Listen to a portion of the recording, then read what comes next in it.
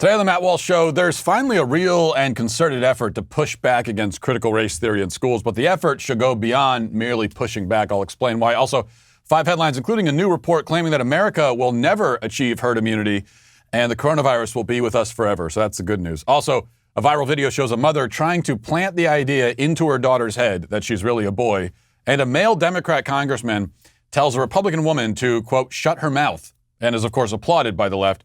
And finally, on our Daily Cancellation, we'll deal once and for all with the question, are space aliens preparing to invade? And another question, even more important, why doesn't anyone seem to care? All of that and more today on the Matt Walsh Show.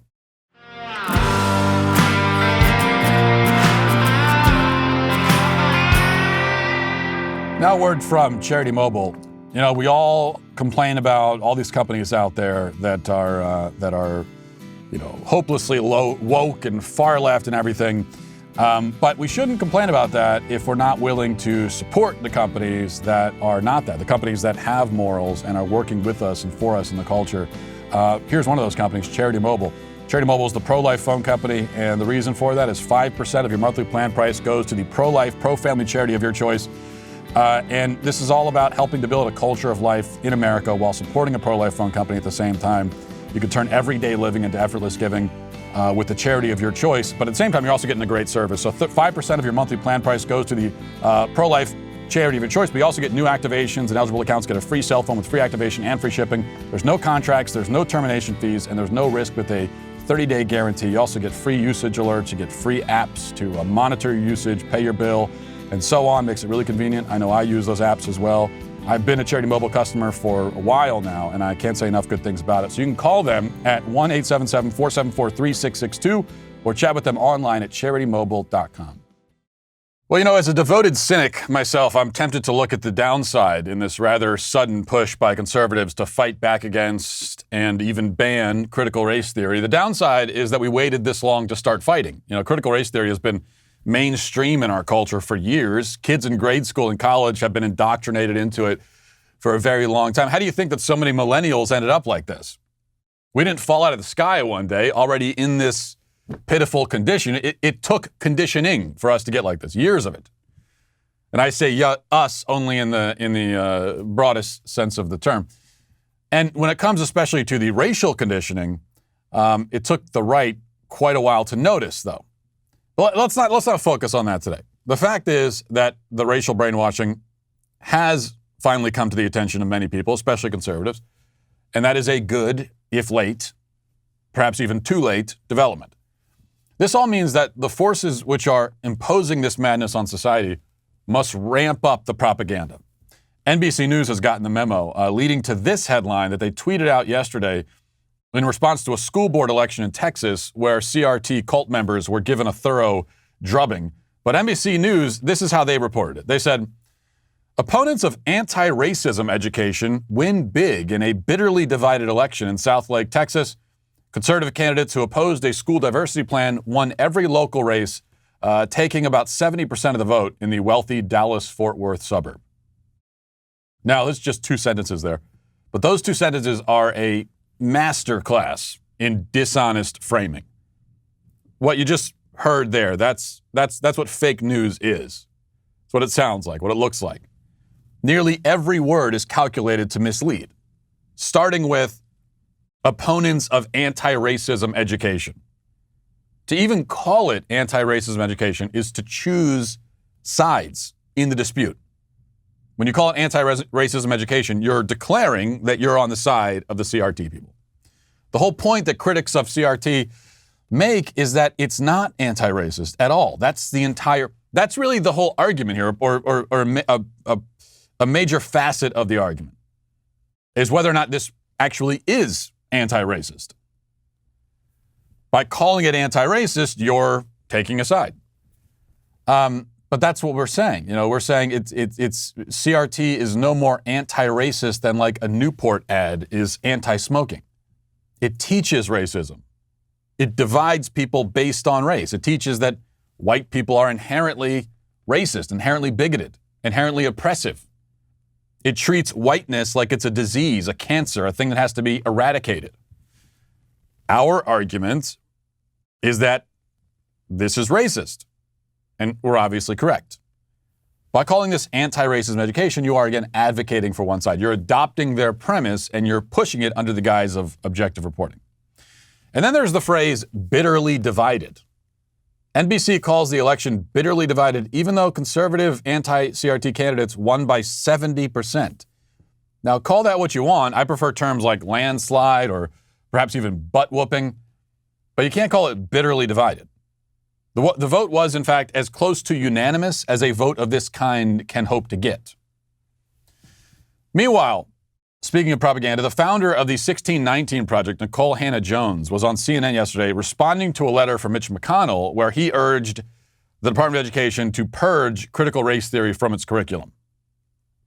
Again, talking about how long it took to get to this point, perhaps too late. Critical race theory has been in the curriculum for a very long time. Mitch McConnell is just now sending this letter. Okay, fine. But here's how Nicole Hannah-Jones made her case. Here's what she said. As you are aware, the minority leader also wrote in his letter to the Secretary of Education, quote, families did not ask for this divisive nonsense. Voters did not vote for it. Americans never decided our children should be taught that our country is inherently evil. I know you take issue certainly with that characterization. What is your reaction to this letter? Absolutely. Thank you for having me on and talking about this. I'd like to kind of reframe the question just a bit, because this is fundamentally a free speech issue. If you look at the rhetoric of Senator McConnell and of state legislators all across the country that are trying to get bills passed to prohibit the teaching of the 1619 Project, it's not about the facts of history. It's about trying to prohibit the teaching of ideas that they don't like. So I've been a little appalled by the silence of free speech advocates as these attempts to ban ideas from being taught in schools are being introduced all across the country. Yes, free speech. That's it, right? We want to ban ideas from being taught. We don't want any ideas at all. Because if you don't want the CRT, critical race theory idea, then that means you must be anti-ideas. You don't like any ideas. If you don't like that idea, then you must not like any. Right. Free speech. Teachers in schools should have the free speech to indoctrinate your children in whatever way they see fit. Now, interestingly enough, something tells me that you'll never hear Nicole Hannah-Jones or any of her ilk advocating for the, quote, free speech of Christian public school teachers to teach their students that, I don't know, Jesus Christ is their Lord and Savior. In fact, you probably won't even hear them advocate for the free speech rights of Christian teachers to even so much as acknowledge or mention their religious affiliation to their kids. The free speech argument here is obviously smokescreen. All you get from CRT cultists are smokescreens and misdirections because they can't argue their case. There's a reason why they want to inject these ideas into environments where they won't be seriously questioned or criticized. Most kids in school, faced with indoctrination by their teachers and pressure from their peers, they're not going to have the capacity to resist or to think critically about it. Critical thinking is a skill that has to be taught. You can't leave a kid alone to develop it on their own because they won't. And if you're relying on schools to teach critical thinking to your kids, then they're simply never going to learn. There's another point to be made here also. The backlash against critical race theory is good, of course. But we have to ask, how did the schools ever become forums for this kind of thing in the first place?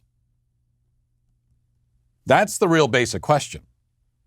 Because this is extreme, far left wacko stuff. How did it get into the schools? How did it get into the schools everywhere? Well, because the school system is a fundamentally left-wing institution, right down to its bones. On like a cellular level, it is left-wing. And that's important to understand because even if you eradicate CRT from the curricula and the textbooks and everywhere else, something else will take its place. It's good to eradicate it. We should, not just in schools, but everywhere. But the strategy can't be one of perpetual defense. Always putting out fires, always pushing back against this leftist indoctrination attempt, and then that one, and then the next one, and then on and on and on. As conservatives, and especially as parents, Our ultimate goal should be not just to free our kids of left-wing indoctrination, but to actively raise them and educate them according to our own values and our own worldview. This is a point that I'm emphasizing all the time. It cannot be emphasized enough. The problem with, for example, critical race theory is not simply that it is indoctrination. It's that it is wrong. It's bad. It's evil. It's harmful. It's dangerous. It's toxic. That's the problem with it. But indoctrination, that is, when we're talking about kids anyway, bringing them up in a certain worldview, introducing them and inculcating a value system into a child. I mean, that is a form of indoctrination. Anytime when you hopefully at home are teaching values to your children, you're indoctrinating them.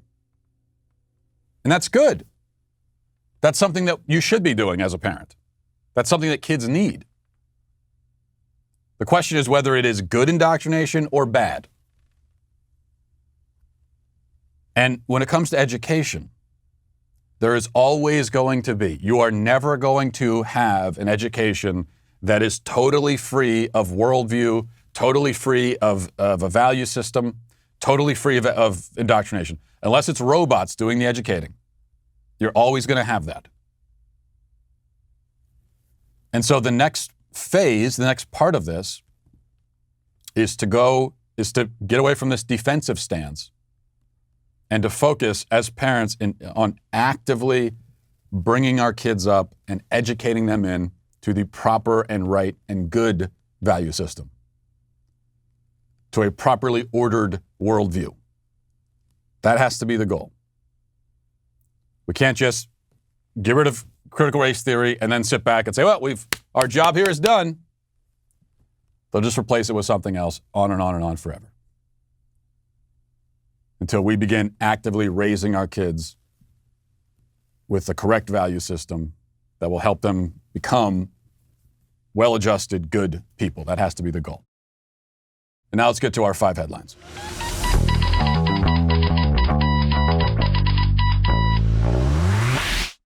You have now only, less than a week until Mother's Day. And if you haven't even thought about what kind of Mother's Day gift you're going to get, then do you even love your mother, you selfish person you? Well, let me help you out.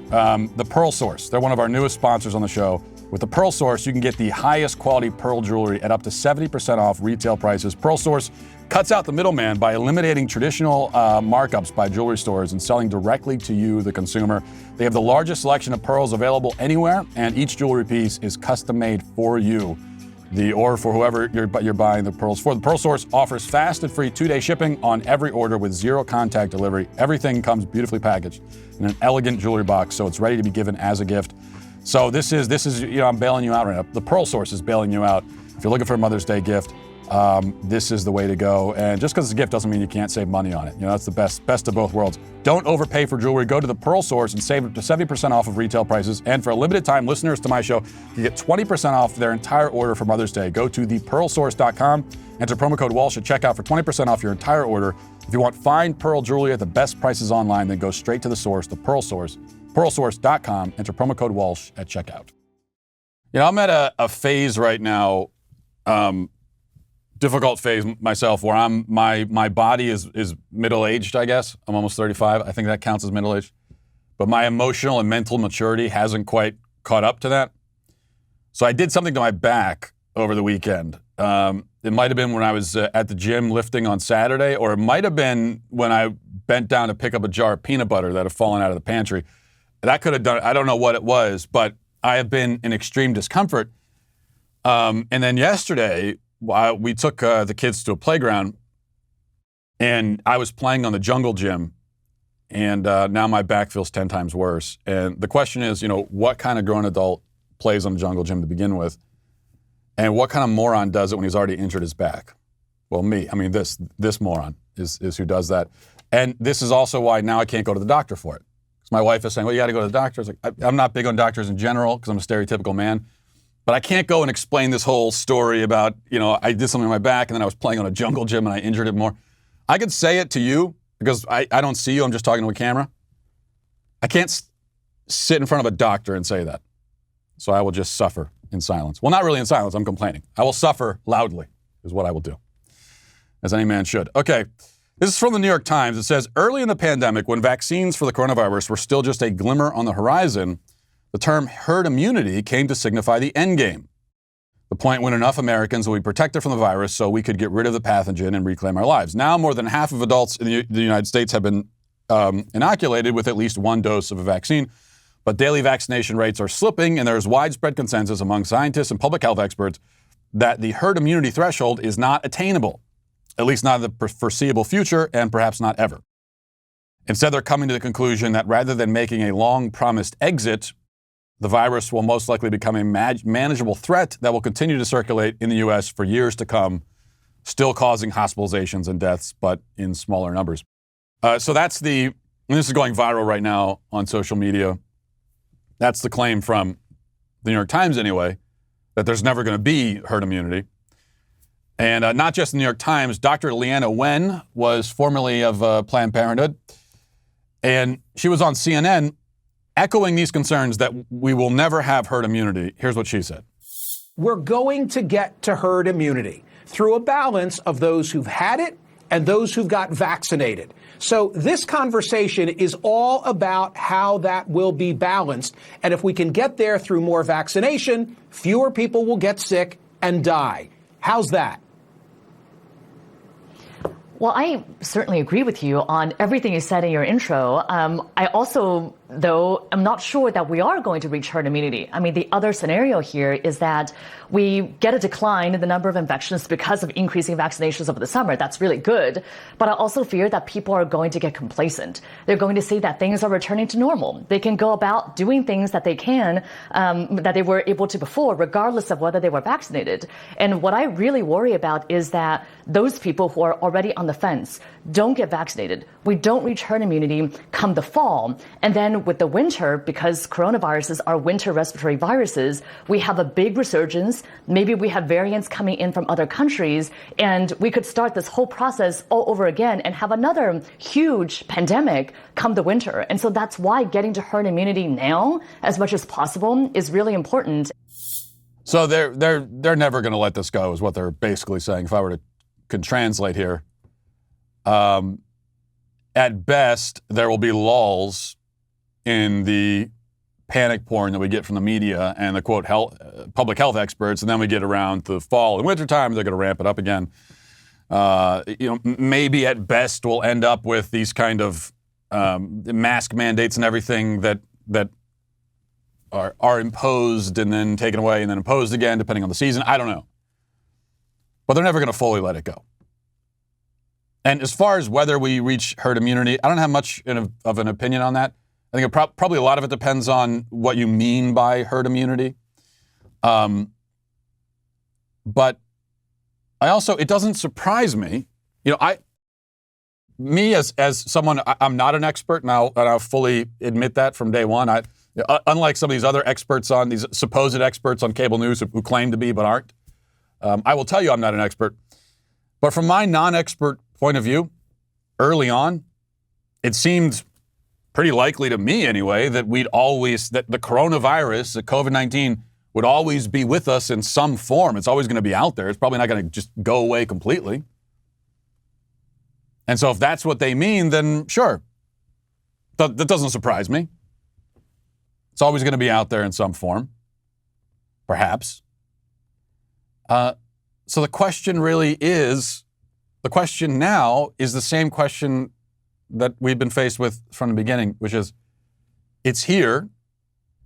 Maybe it's always going to be here in some form and to some degree. Are you going to live your life or not?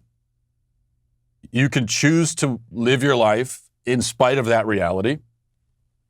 Or you can huddle under your bed in fear, trembling. Those are really the two choices.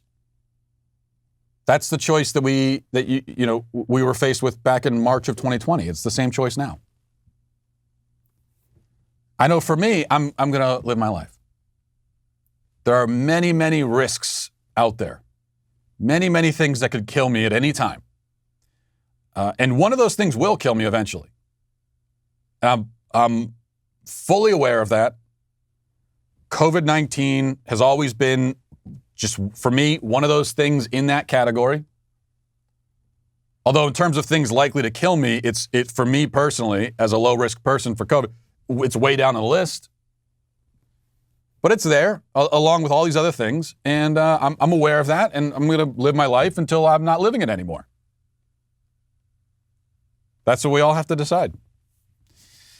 Number 2, Representative Marjorie Taylor Greene tweeted this over the weekend. This is what she said. Democrat policies are destructive and America last. Dem shutdowns killed hundreds of thousands of small businesses. Dem open borders grow cartel business to $400 million per month. And Democrat-funded BLM/Antifa riots have cost billions in damage. Democrats are the enemy within. So that's what she tweeted. And all of that is true, of course. Completely true. But the Democrats didn't like it. So Congressman Ruben Gallego, who is a congressman from Arizona, he responded with this. I was trying to figure out what type of pen to stab your friends with if they overran us on the floor of the House of Representatives while trying to conduct a democratic transition of power. So please shut your seditious QAnon-loving mouth when it comes to who loves America. Now, we're going to leave aside the melodrama about I was looking for a pen to stab. This is a line that we've heard not just from this guy, but a lot of Democrats have. I guess they've found that to be a powerful image. I don't think it particularly is, but they're searching for pens to stab someone with because they thought they were about to die any moment.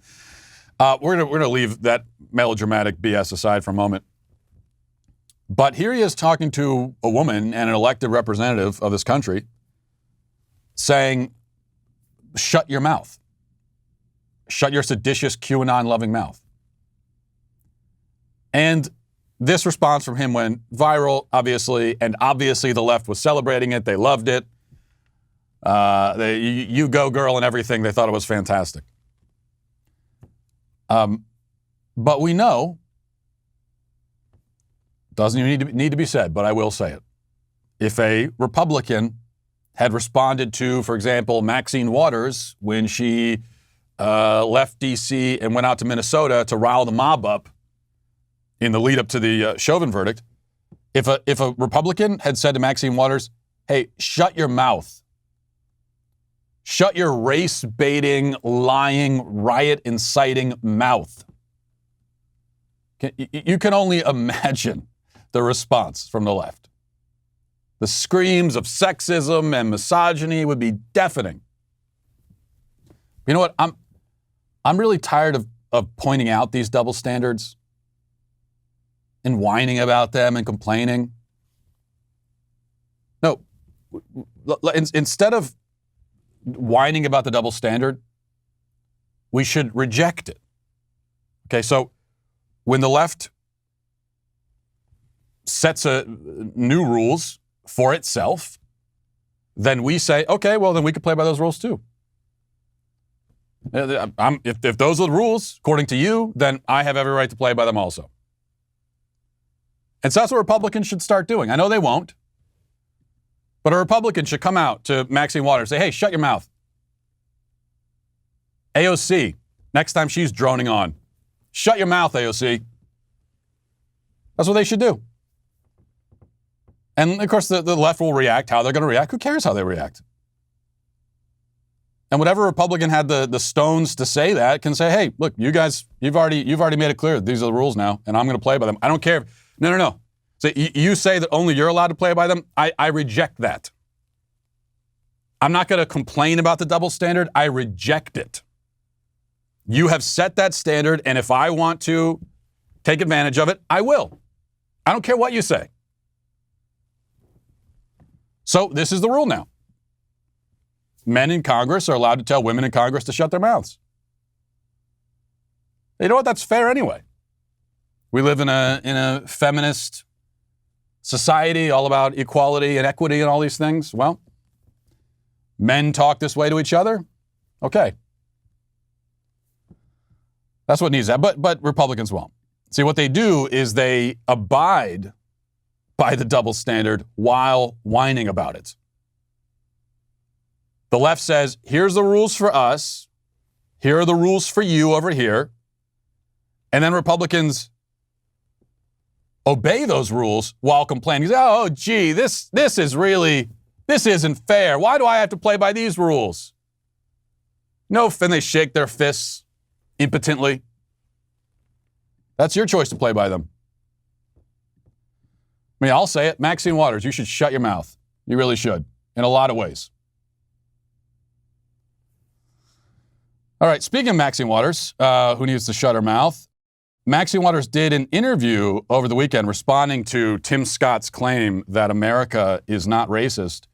And she didn't like that. She really didn't. She's very upset. Here's what she said.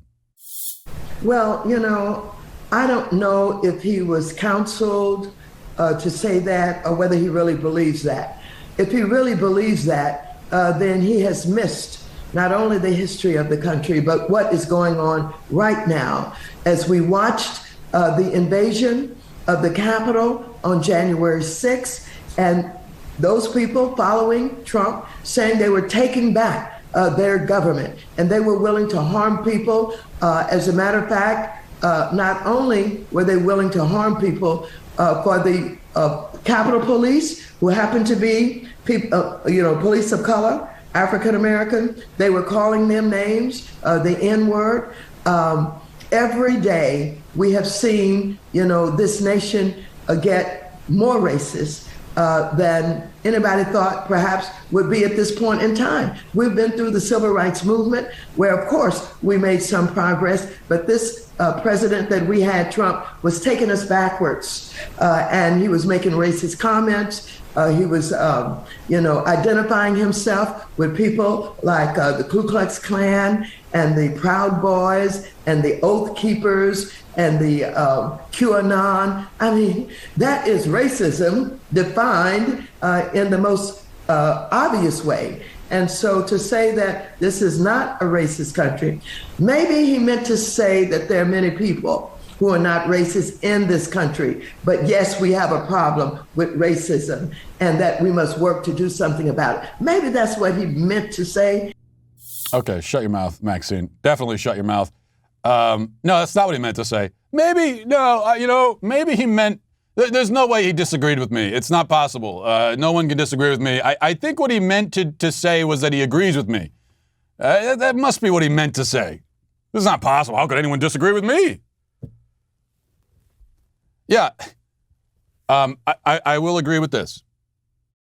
If Donald Trump had, what was the phrase she used, identified himself with the Ku Klux Klan, if he had done that, if he had identified himself with the KKK, then I would agree that's totally racist.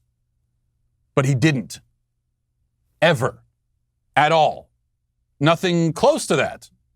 Nothing that could be construed that way. This is what she does. That's why she's the most corrupt, dishonest, reprehensible member of Congress, and is up there like for one of the all-time positions in that category, by the way. Just makes stuff up. Donald Trump identified himself with the KKK. Okay. And isn't challenged, obviously, by the supposed news anchor there. Okay, well, you know what? If America keeps getting racist, America gets more and more racist every day, she says. All right, you know what? Fine. America gets more and more racist every day. Then if that's what you think, then I guess we could stop with all these anti-racist measures. Maybe this is the argument against CRT. It's obviously not working. So we've had years and years of anti-racism, critical race theory, diversity education, everything. Years and years of this.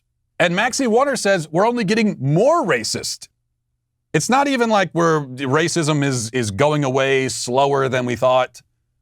It's getting more racist. That's her. She thinks that. So that means that this stuff isn't working. I mean, if anything, it's making the situation worse. The thing is, this is the part I actually agree with. I agree with her about that. America is getting more racist. Just not in the way that she thinks or will say. Because, in fact, critical race theory and this obsession with race, dividing people based on race, all of that stuff, it is making the country more racist. It's just that a whole lot of that racism is targeted against white people. And that's what happens when you have a whole group of people and you make them the scapegoats and the villains and you treat their identity like a sickness. You know, whiteness has become synonymous with evil and all the bad things in the world. Yeah, when you do that, you're going to increase racism against that group. That's not a surprise. That's the reason you're doing it. So even though we agree for very different reasons, it sounds like in both cases, this is an argument for getting rid of all of these anti-racism measures. They are either not working at all, or they are creating the racism. But what you can't claim is that they are that they are successfully combating racism if America is only more and more racist each day, as Maxine Waters says. All right, I want to leave some time for this. I want to play this video. You know, we play TikTok videos on the show frequently, and oftentimes they're always deranged and disturbing, but sometimes in a somewhat funny way. This is not a funny one, unfortunately. This is not one we can laugh about. It is ludicrous in the extreme, but it's not at all funny. Here is a mother who took this video, put it proudly on TikTok, showing how she is, like a Munchausen by proxy situation, how she is trying to impose gender dysphoria on her innocent little daughter. Let's watch. Are you a boy or are you a girl? I don't know who I am. You don't know who you are? What do you think you are? I feel like I'm a boy, but I feel like You feel like you're a boy? What makes you think that? I don't know. But I feel uncomfortable. Mommy, can I give this to John? Okay, so a little hard to hear there if you're listening on the audio podcast, especially with the music, which just makes this so much sicker, that music in the background. But the video is of a girl 6 years old, and the mother is like interrogating her, and she's got the camera out, she's recording it. And there's words on the screen. It says, "My 6-year-old daughter asks me if I think she looks like a boy, and I asked her, 'Do you want to look like a boy?' Her response left me speechless." Speechless. As if she had some profound response to that. She didn't. In fact, what she said originally was, there was one profound thing that the child said. She said early in the video, "I don't know who I am." And the mother is pushing her along, guiding her along towards gender confusion. And then she says something like, I think I'm a boy. I feel like a boy. But what she said there, "I don't know who I am," that is about as true a statement as a 6-year-old child can ever make. And it's a profound truth. A child at that age doesn't know who they are. And she is, at some level, aware that she doesn't know who she is, which is very interesting. And maybe that awareness comes from having a parent who's obsessed with identity and always trying to impose these things. And so this child appears to like feel, all kids are confused about their identity and who they are. All kids are. This is something they come to understand gradually with age. But she is aware of her own confusion mostly because she has an abusive mother, psychologically abusive mother.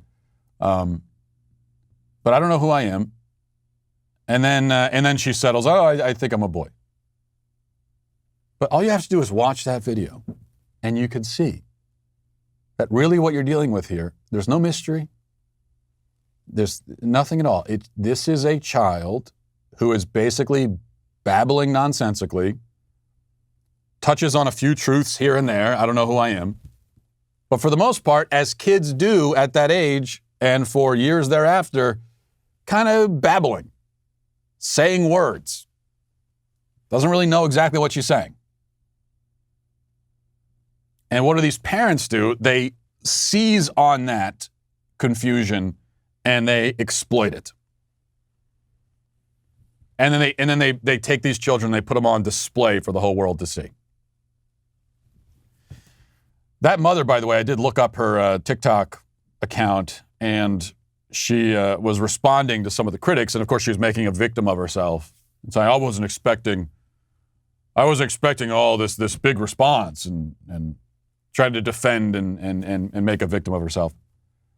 But she's so surprised that this video got a lot of attention and she was being criticized for it, and rightly so.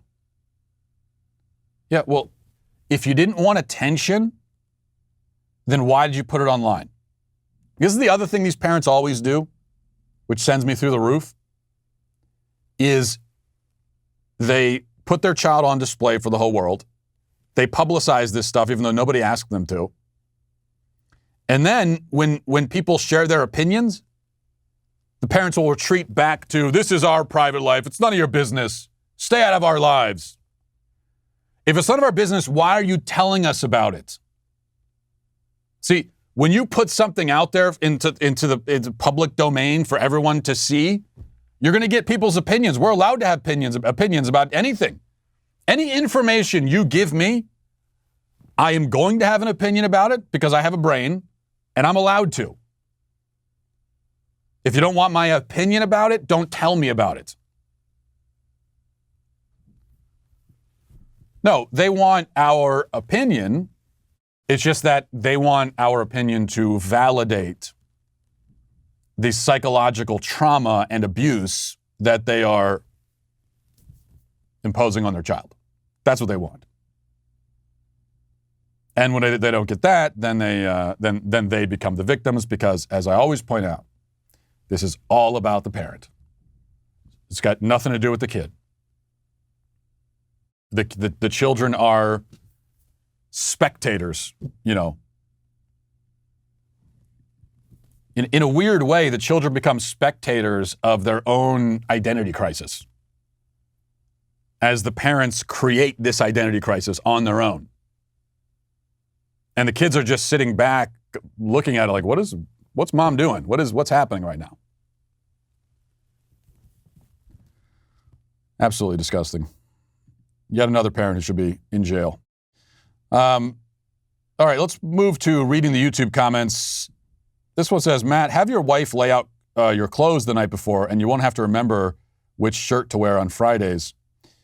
Well, she actually does lay out my clothes. Like I told you, I have the emotional and mental maturity of a child. So she does lay out my clothes most days, but she is not. This is really her fault, I guess, that I missed Polka Dot Friday. I guess we could blame her. I'm not going to take any accountability. But she is not a proponent. I hate to be airing my own dirty laundry, so to speak. But my wife is not a proponent of Polka Dot Friday. She's not on board with it, really. She's very anti-Polka Dot Friday. And, she laid out a shirt and I just put it on because I'm going to wear whatever shirt is put before me to wear. Not my fault. Thank you. Yeah, you know what? I was wondering who to blame, and I've realized it's my wife. She's to blame for this. Okay. Another one says, congratulations on the 250,000 subs, Matt. Even though YouTube hates you and us, it's still a fine achievement and well-deserved. Good, sir. Well, we did reach, we crossed 250,000 subscribers. So, we started at the beginning of, or like mid-2020, we had, I don't know how many we had. A pitifully low number. So we're climbing. Christian says, please react to Rap Star by Polo G in your next rap review. It's currently the #1 song in the country for 2 weeks now, and I would love to see your take on this modern masterpiece of Western civilization. I'm sensing a little bit of sarcasm there. I haven't heard of this artist known as Polo G. He sounds great just by the name. I have been looking for another rap masterpiece to review for YouTube, and maybe I'll check that one out. Devin says, I really enjoyed your book, Church of Cowards. When will your next book come out? Well, I am actually working. All I can say is I'm working on a book project right now, and it's not what you expect. It's going in a completely different direction from what you probably expect, and that's all I can say right now. And finally, so I had a bunch of comments about the pit bull topic, which we touched on briefly during the 5 headlines yesterday. One comment says, I disagree with your pit bull statement and the idea that since they're capable of mauling someone as a reason to ban them, as that's what the left says about police, they have the possibility to maul someone, and why take the risk? Another one says, Matt's argument against pit bulls is the same argument the left uses against the Second Amendment. Another one says, Matt, I think you should talk to Caesar the dog whisperer. He will tell you that it's the owners who have a problem, not the dogs. And Bo says, when you say pit bulls should be banned, you sound like a leftist, Matt. Don't be a leftist. You're better than that. Yeah, these are the kind of arguments I always hear with the pit bull thing. It's like the Second Amendment. It's like, no. Or you're a leftist wanting to ban things. First of all, I am not of the opinion that only the left wants to ban things. I am totally in favor of banning some things. It depends on what the thing is. This is the kind of overly simplistic conservatism that we have to move past. We have to grow beyond it, where we pretend that if you're banning the left, they're the only ones who want to ban stuff. Of course I want to ban things. There are plenty of things that are currently banned that I think should be banned. I don't know, we could start with murder is banned, that should be banned. And I'm in critical race theory should be banned from our schools. We just talked about that. I think most conservatives agree. So there's nothing wrong with banning things. The question is it a thing that should be banned? Now, guns aren't banned because we have, that is a right expressly guaranteed to us in the Bill of Rights. And also, it's necessary. In order to preserve our liberty, we need to have, we need to have the ability to defend ourselves.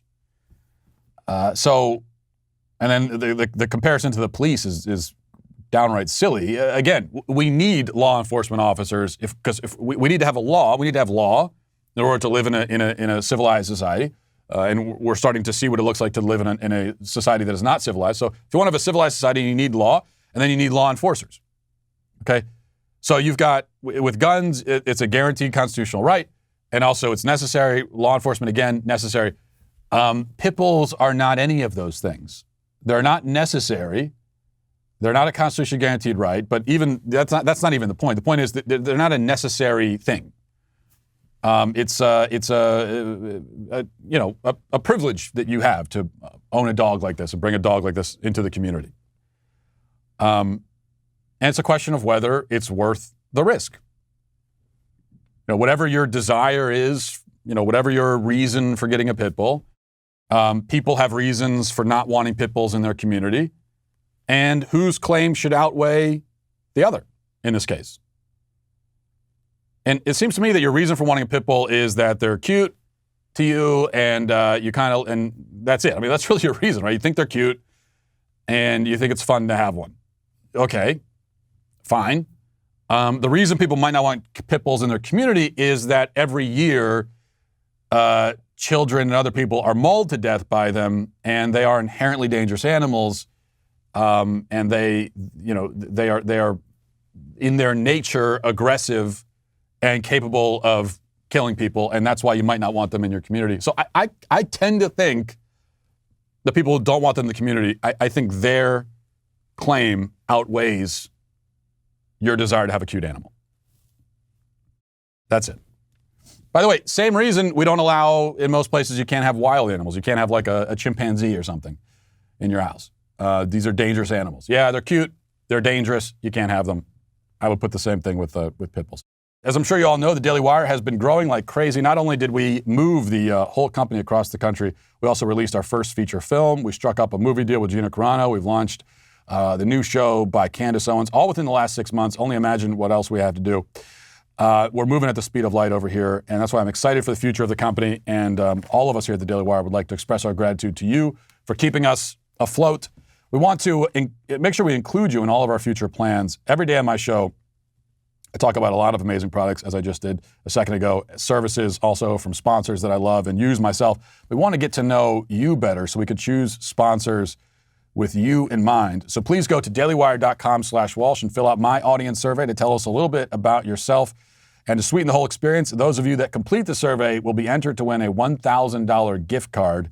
But you can only take the survey once per Daily Wire show. So if you want to increase your chance of winning $1,000, then go listen to Ben Shapiro, Michael Knowles, Andrew Klavan, and get access to their surveys as well. And again, my survey link is dailywire.com/Walsh.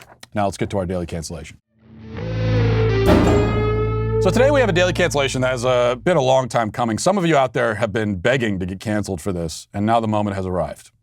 The catalyst is a piece in the New Yorker published a few days ago, written by Gideon Lewis Krause, titled, "How the Pentagon Started Taking UFOs Seriously."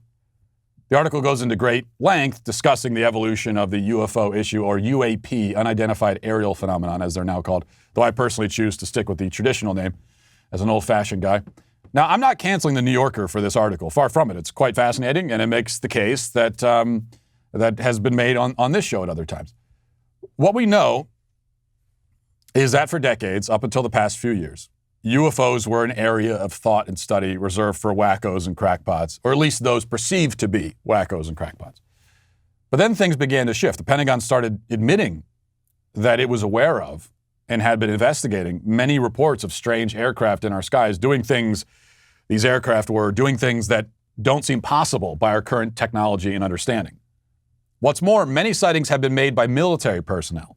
Often the objects are spotted over nuclear facilities and military installations. These are trained technicians making these observations, not random yokels in a field somewhere. These are people whose job is to spot threats in our skies and who presumably know what a weather balloon looks like or a drone looks like. And they're saying that these things, these crafts, are not that. They're something else. And they look different too. There are reports of a tic-tac shaped objects and discs and flying pyramid-looking things. And then the government began releasing videos of what some Navy pilots had seen up in the sky. Sure enough, it appeared to be vehicles of some kind going way faster than current technology allows, also not making any sound while they're doing it, stopping on a dime, shooting off in another direction, sometimes dipping into the ocean and coming back out and making all kinds of other maneuvers that just don't seem possible. These are the sightings that we know about also. Other government officials and former government officials have come out and said that there are many, many more that we don't know about. Now the Department of Defense is expected to release a report to Congress early this summer revealing what it knows about UFOs. The point is that this is all quite unprecedented. UFO sightings are not unprecedented. We've heard about them, as I said, for decades. Plenty of those sightings have proven to be hoaxes or misunderstandings. Some of them are still unexplained. But now we have the government confirming and providing video evidence of unidentified flying objects. They're admitting that they've investigated these things and they remain totally stumped. Some former government officials have even openly speculated that the objects might be otherworldly in origin. Now, this kind of openness and transparency on this issue from the government after decades of stonewalling or pretending to laugh it off is pretty shocking. So all in all, no matter what your theory is, no matter what you think is going on, this is a major story and it's fascinating and something that should be attracting way more attention and interest than it is. So that's why I'm canceling most of the American public today for failing to give this the attention and interest that it deserves. I mean, the government is out here confirming the existence of UFOs, providing videos of them, and preparing an official report to Congress on the subject. And a lot of you are responding with a sigh and a yawn. UFOs. Yeah. It's unconscionable to me. Now, I'm not saying that you have to believe that aliens are visiting the Earth. What I'm saying is that something is going on, and whatever it is, it's a big deal. So it seems to me that there are four plausible explanations for this, for everything that's happening.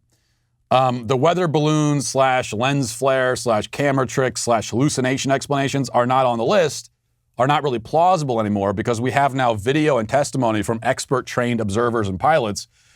So it's very clear that whatever these things are, they are actual things, not figments of anyone's imagination, and they're not standard technology.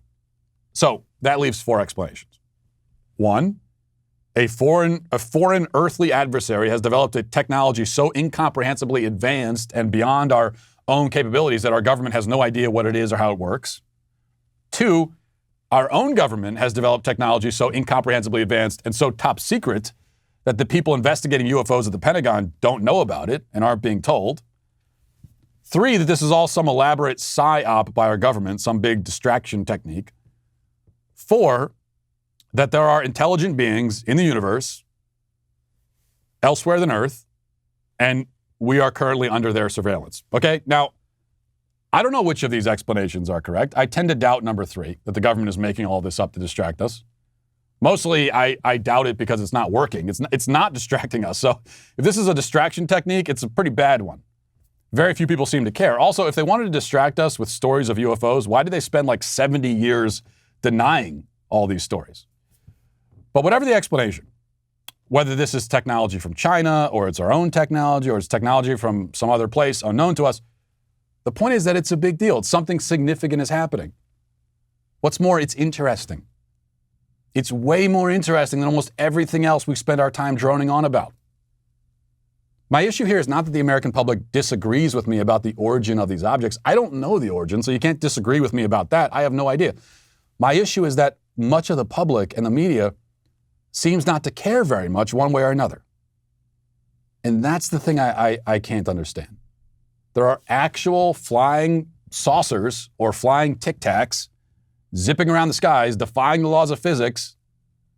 Nobody seems to know what they are or where they came from. And most people are looking up and going, big deal. Let's see what's on Netflix. That's the thing that frustrates me, in fact. The public cares much more about movies about UFOs than it does about the real thing. I am convinced that if space aliens actually landed on Earth and were about to emerge from their ships and divulge the secrets of the universe, and a new Star Wars movie was premiering at the same time in the ultimate case of counter-programming, most Americans would rather go watch the movie about the aliens than go see the real thing.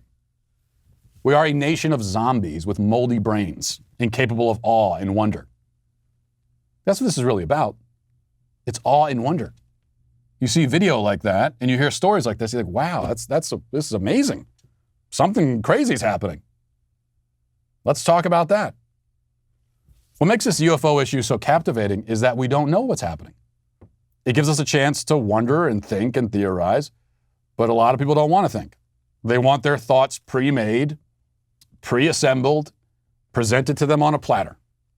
Everything that requires deeper thought is uninteresting because we lack the capacity for deeper thought.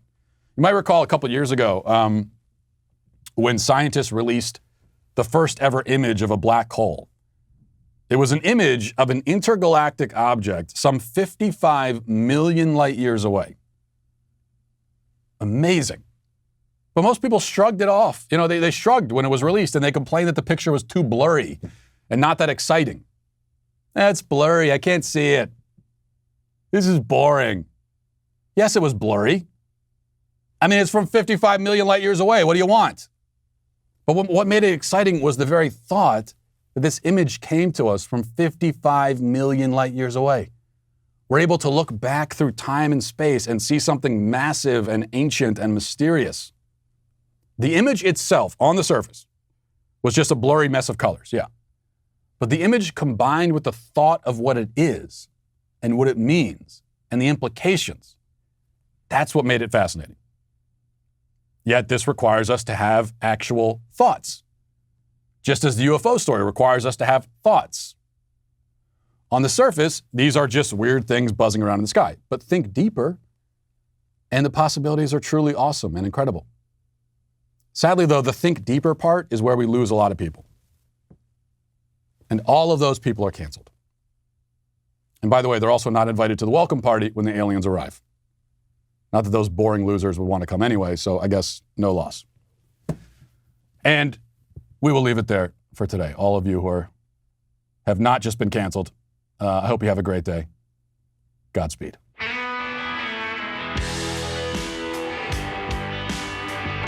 The Matt Walsh Show is produced by Sean Hampton, executive producer Jeremy Boring. Our supervising producers are Mathis Glover and Robert Sterling. Our technical director is Austin Stevens. Production manager Pavel Vodosky. The show is edited by Sasha Tolmachov. Our audio is mixed by Mike Coromina. Hair makeup is done by Nika Geneva. And our production coordinator is McKenna Waters. The Matt Walsh Show is a Daily Wire production. Copyright Daily Wire 2021. Today on The Ben Shapiro Show, CNN suggests that misinformation from the right will cause a civil war. But It is the establishment media's embrace of radical critical race theory that will split the country. That's today on The Ben Shapiro Show. Give it a listen.